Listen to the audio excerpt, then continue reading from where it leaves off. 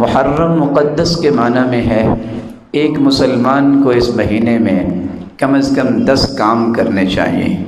پہلا کام یہ ہے جو رسول اللہ صلی اللہ علیہ وآلہ وسلم نے صحابہ کو سکھایا ہے، اور وہ یہ ہے کہ 10 محرم کا روزہ رکھیں۔ آپ سے جب سوال کیا گیا تو آپ نے فرمایا تھا یکفر السنۃ الماضیہ، ایک سال کے گناہوں کا یہ کفارہ بن جاتا ہے۔ اور آپ نے اس بات کی خواہش پیش کی تھی اگر میں آئندہ سال زندہ رہا تو میں 9 کا بھی روزہ رکھوں گا۔ سیدنا عبداللہ ابن عباس رضی اللہ تعالی عنہ اس لیے فرماتے ہیں 9 کا اور 10 کا روزہ رکھو۔ 10 کا روزہ اس لیے رکھیں گے کہ ایک سال کے گناہوں کی معافی مل جائے، اور 9 کا روزہ اس لیے رکھیں گے کہ آپ صلی اللہ علیہ وسلم کی خواہش تھی کہ یہودیوں کی مخالفت ہو، وہ بھی 10 کا روزہ رکھتے ہیں، تو آپ نے مخالفت کے لیے 9 کے روزے رکھنے کی بھی بات کی۔ دوسرا کام جو ہمیں اس مہینے میں کرنا چاہیے کہ بھلے آپ کی مجبوری ہے کہ آپ جنوری فروری کے ساتھ اپنے جملہ معاملات کو منسلک کرتے ہیں، آپ کم از کم دینی امور کو اسلامی سال کے ساتھ ہی جوڑے رکھیں۔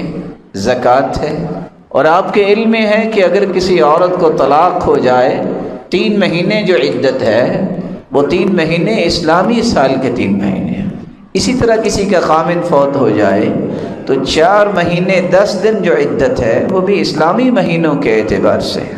تو جن چیزوں کو اللہ ذوالجلال نے اس نظام کے ساتھ جوڑا ہے، اگر ہم توڑیں گے تو سب سے پہلے تو اللہ ذوالجلال کی اس تعلیم کی مخالفت ہوگی، اور رسول اللہ صلی اللہ علیہ وآلہ وسلم نے جو صحابہ کرام کو ایمان دیا ہے یہ اس کی مخالفت ہوگی، پلس اس کے کہ بہت سارے دینی نقصانات ہوں گے۔ تیسرا کام جو اس مہینے میں کرنے والا ہے کہ ہمیں ان مقدسات کا، ان محرمات کا احترام اور مقدسات کی قدسیت اور تقدس پہ کوئی حرف نہیں آنے دینا چاہیے۔ جیسا کہ اللہ کی ذات ہے تو اللہ کی قدسیت، اس کی عظمت پر کبھی کمپرومائز نہ کریں۔ اس پہ جو انسان حرف زنی کرتا ہے، زبان کھولتا ہے، ایک مسلمان کا اس کے ساتھ کوئی تعلق نہیں ہوتا۔ کہ کبھی بھی قرآن مجید کی عظمت اور تقدس پر حرف نہیں آنے دینا چاہیے۔ ہر وقت اس کی عظمت کو سمجھیے، کتنا عظیم ہے یہ قرآن۔ ایک چوتھی بات جو ہے وہ ہمیں یاد رکھنی چاہیے کہ اس مہینے میں ہمیں اس بات کا عہد کرنا چاہیے کہ رسول اللہ صلی اللہ علیہ وآلہ وسلم کی عظمت یہ ہمیشہ ہمارے دل میں قائم رہنی چاہیے۔ اللہ نے دلوں کو جھانکا، سب سے خوبصورت دل محمد مصطفیٰ کا پایا۔ اللہ نے اس ہستی کو چن لیا، ایسی عظمت دی کہ سرتاج رسول بنا دیا۔ جس شخص کا یہ ایمان ہے کہ اللہ کے رسول آخری پیغمبر ہیں اور پوری کائنات سے اعلیٰ ہیں، پھر اس کی اطاعت بجا لاتا ہے، یہ ہے مومن۔ جو آپ کی عظمت کو تسلیم نہیں کرتا یا آپ کی عظمت کو تسلیم کرتے ہوئے کہتا ہے کوئی اور بھی ہے جو اللہ کے رسول کے بعد نبی آ سکتا ہے، ایسے شخص کو ایمان والا نہیں کہا جا سکتا۔ پھر یہ اللہ کے رسول صلی اللہ علیہ وسلم کا دین جو لے کے آئے ہیں صحابہ کرام، 5ویں ان کی عظمت ہمارے دل میں ہونی چاہیے۔ کتنی عظمت؟ جس کے بارے میں اللہ نے عظمت بیان کر دی کہ اگر ہدایت یافتہ دیکھنے ہیں تو صحابہ ہے، کامیاب دیکھ رہے ہیں تو صحابہ ہے، اللہ کا لشکر دیکھنا ہے تو صحابہ ہے، روئے زمین پہ سب سے بہترین دیکھنا ہے تو صحابہ ہے۔ میں ان سے راضی، وہ مجھ سے راضی، اور ان کے لیے ایسی جنتیں میں نے تیار کی ہیں جس میں ہمیشہ ہمیشہ رہیں گے۔ اس عظمت کو چھوڑ کر اگر کوئی زبان درازی کرے تو بس 2 باتیں یاد رکھیے گا۔ ایک بات امام احمد بن حنبل نے فرمائی ہے جو 10 لاکھ حدیثوں کے حافظ تھے، تمہیں نظر آئے کہ کوئی شخص ان عظیم لوگوں کے بارے میں زبان درازی کر رہا ہے تو اس کے اسلام پہ تہمت لگانا، یہ دیکھنا مسلمان بھی ہے کہ نہیں، کیونکہ مسلمان تو ایسا نہیں کر سکتا۔ اور امام ابو زرع رازی جو 7 لاکھ حدیثوں کے حافظ تھے، تمہیں نظر آ جائے کہ صحابہ کرام کے بارے میں کوئی نقص بیان کر رہا ہے تو یقین کر لینا یہ مسلمان نہیں، یہ زندیق انسان ہے، یہ بے دین انسان ہے۔ ایک چھٹی عظمت جو ہمیں یاد رکھنی چاہیے کسی کمزور مسلمان کے ساتھ ظلم نہ کرنا۔ اللہ اس امت کو کبھی عزت نہیں دیتے جو کمزوروں کے حق مارتی ہے۔ اللہ ذوالجلال ہمیں صحیح راستہ عطا فرمائے، کمزوروں کا خیال کرنے والا بنائے۔ اور آپ صلی اللہ علیہ وآلہ وسلم نے ایک ساتویں چیز کی طرف بھی اشارہ کیا، اللہ کے نزدیک دعا سے بڑھ کے عظمت والی کوئی چیز نہیں۔ دعا کیا کریں، جمعے کا دن ہے، عصر سے شام تک جو دعا کریں رد نہیں ہوتی۔ بارش ہو رہی ہے، بارش کے نیچے کھڑے ہو کے دعا کریں رد نہیں ہوتی۔ سفر پہ نکلے ہیں، مسافر کی دعا رد نہیں ہوتی۔ سحری کے وقت اٹھ کے سبحان اللہ والحمد للہ ولا الہ الا اللہ واللہ اکبر ولا حول ولا قوت الا باللہ پڑھ کے دعا کرے، جو مانگیں گے پورا ہوگا۔ اذان ہو جائے جماعت کھڑی ہونے تک، یہ 10 سے 12 منٹ کا یہ وقت کتنا سہانا ہے، جو دعا کرو رد نہیں ہوتی۔ ایک 8ویں چیز بھی عظمت والی ہے۔ سیدنا عمر جب جا رہے تھے تو تھکاوٹ کی وجہ سے جوتی اٹھا کے کندھے پہ رکھی۔ رسول اللہ صلی اللہ علیہ وسلم کے صحابی کہتے ہیں لوگ کیا کہیں گے کہ مسلمانوں کا جو لیڈر ہے اس کے پاس شاید ایٹیکیٹس اور مینرز نہیں ہیں۔ تو سیدنا عمر کھڑے ہو گئے، کہا اگر تیری اسلام کے اندر اتنی قدر و قیمت نہ ہوتی تو آج میں مار مار کے تجھے عبرت بنا دیتا۔ اسلام نہیں تو ہمیں عزت دی ہے، ہم تو ذلیل ترین لوگ تھے اسلام سے پہلے، ہمیں اللہ نے اسلام کی وجہ سے عزت دی۔ اگر اسلام کو چھوڑ کر ہم نے کسی اور طریقے سے عزت چاہی تو وہ دوبارہ ذلیل کرنے پر بھی قادر ہے۔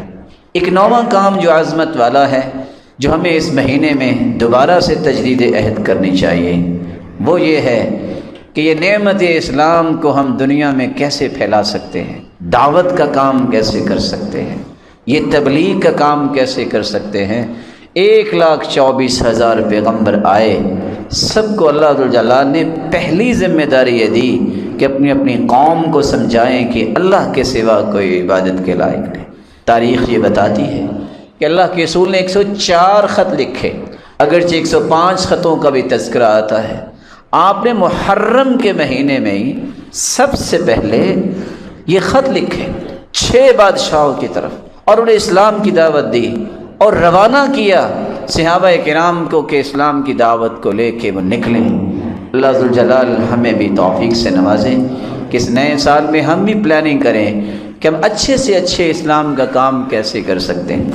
ساتھ ہی اللہ کے رسول نے محرم کا ہی مہینہ تھا جب زکوٰۃ کی وصولی کا نظام بنایا تھا۔ اور آخری بات، رسول اللہ صلی اللہ علیہ وآلہ وسلم نے اس بات سے منع کیا ہے کہ ایسے کام کریں جس سے آپ کا ایمان جاتا رہے، جس سے آپ اللہ کے مجرم بن جائیں۔ اس مہینے میں الزام تراشیاں بھی ہو رہی ہیں اور ہوں گی۔ کن ہستیوں کے بارے میں؟ اور حدیث یہ کہتی ہے من قال فی مسلم، جو کسی مسلمان کے بارے میں وہ بات کہتا ہے جو اس کے اندر ہے نہیں، اللہ جہنم میں جہنمیوں کے جسم سے نکلنے والے خون اور پیپ میں اسے رکھے گا، حتی یخرج مما قال، جب تک وہ ثابت نہیں کرے گا، اس جہنم سے نکل نہیں پائے گا۔ اس لیے سوچئے آپ کہاں کھڑے ہیں میرے پیارے بھائیوں۔ میرا اور آپ کا یہ عقیدہ ہونا چاہیے جو قرآن نے بیان کیا ہے کہ جملہ صحابہ جو ہیں وہ اللہ کی جنت کے وارث ہیں۔ اور اگر یہ کہنے والا کہے والعیاذ باللہ کہ سوائے چند صحابہ کے نعوذ باللہ سارے مرتد ہو گئے تھے، تو کیسا ایمان بچا؟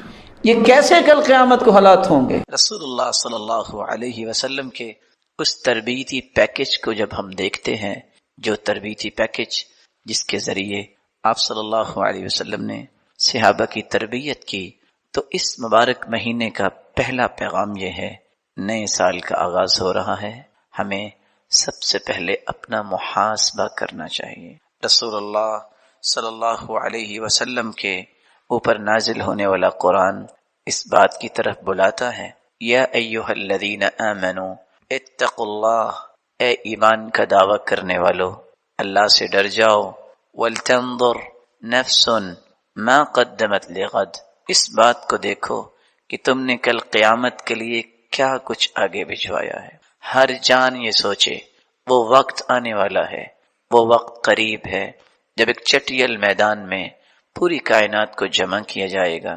ایسا چٹیل میدان لا ترى فيها عوجا ولا امتا، نہ کوئی اونچ نیچ ہوگی کوئی چھپ سکے، نہ وہاں کوئی درخت ہوگا، نہ وہاں کوئی پہاڑ ہوگا، پوری کائنات میدان محشر میں جمع ہوگی۔ وہ حسن جو تم دنیا میں حاصل کرتے ہو، حاسبو قبل ان تحاسبو، اپنا محاسبہ خود کرو۔ سیدنا عمر رضی اللہ تعالیٰ عنہ کہا کرتے تھے اس سے پہلے کہ تمہارا محاسبہ قیامت کو کیا جائے، وَتَزَيَّنُوا لِلْعَرَضِ الْأَكْبَرِ، آج تم دنیا میں بھی زینت اور حسن اختیار کرتے ہو، لباس پہن کر، جوتا پہن کر، بالوں کو بنا کر، لیکن قیامت کا دن آنے والا ہے کہ تمہارے جسم پہ کوئی لباس نہیں ہوگا، تمہارے پاؤں میں کوئی جوتی نہیں ہوگی، تمہارے بال بکھرے ہوئے ہوں گے۔ اللہ کے رسول صلی اللہ علیہ وسلم نے یہی بات سمجھائی تھی، ستحشرون یوم القیامت حفاتا عراتا غرلا بہما، ان قریب تمہیں میدان محشر میں جمع کیا جائے گا، جسم پہ لباس نہیں ہوگا، پاؤں میں جوتی نہیں ہوگی، بال بکھرے ہوئے ہوں گے۔ اور اسی طرح جس طرح غیر مختون انسان پیدا ہوتا ہے، اسی حالت میں میدان محشر میں اللہ کے سامنے پیش کیا جائے گا، اور حالت یہ ہوگی وَجَاءَ رَبُّكَ وَالْمَلَكُ صَفًّا صَفًّا، فرشتے صفوں میں ہوں گے، اللہ رب العزت میدان محشر میں تشریف لائیں گے جیسے کہ اس کی شان کو لائق ہے۔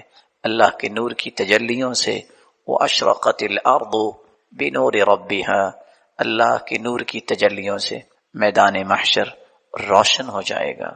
جب یہ بات اللہ کے رسول صلی اللہ علیہ وسلم نے بتائی تو سیدہ عائشہ پریشان ہوئی، کہتی ہیں یا رسول اللہ صلی اللہ علیہ وسلم، الرجال والنساء ينظر بعضهم الى بعض، ساری زندگی تو ہم نے پردہ کیا، ہم نے اپنی عزتوں کی حفاظت کی، اپنی عصمتوں کو چھپایا، کیا قیامت کے دن کوئی لباس نہیں ہوگا؟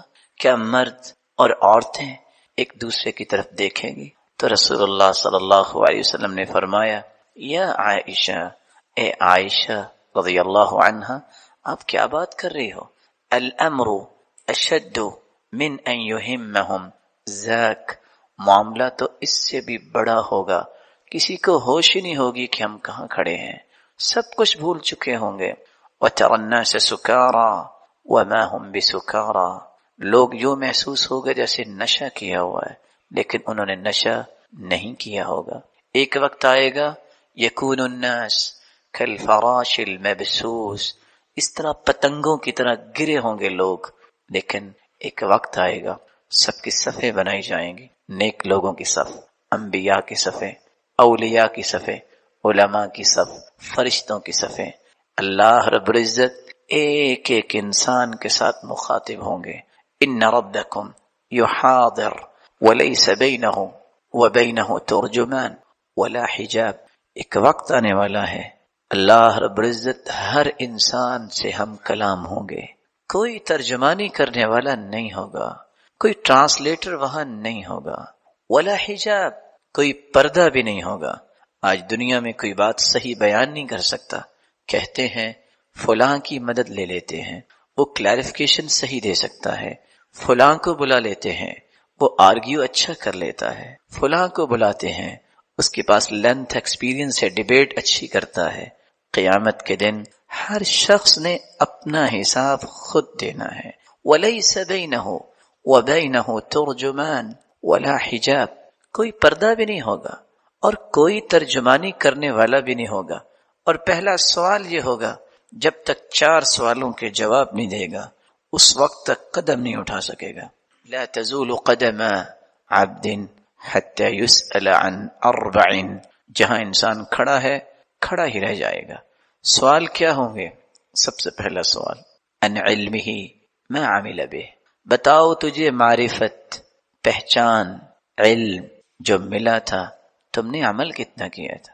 وعن عمره فيما افنا، تجھے زندگی کی نعمت دی تھی، تیری صبحیں، تیری شامیں، تیری ظہریں اور تیری عصریں اور تیری راتیں کہاں گزرتی تھی۔ وعن شبابه فيما ابلاه، تو نے جوانی کو کھپایا کہاں تھا۔ وعن ماله من اين اکتسب، بتاؤ ذرا یہ مال تیرے پاس آیا تو کہاں سے آیا تھا۔ وَفِيمَ أَنفَقَهُ، اور بتاؤ مال تو آ گیا، پھر تم نے خرچ کہاں کیا تھا؟ سوالات ہوں گے، جوابات دینے پڑیں گے، اور اللہ دکھائیں گے سب کچھ۔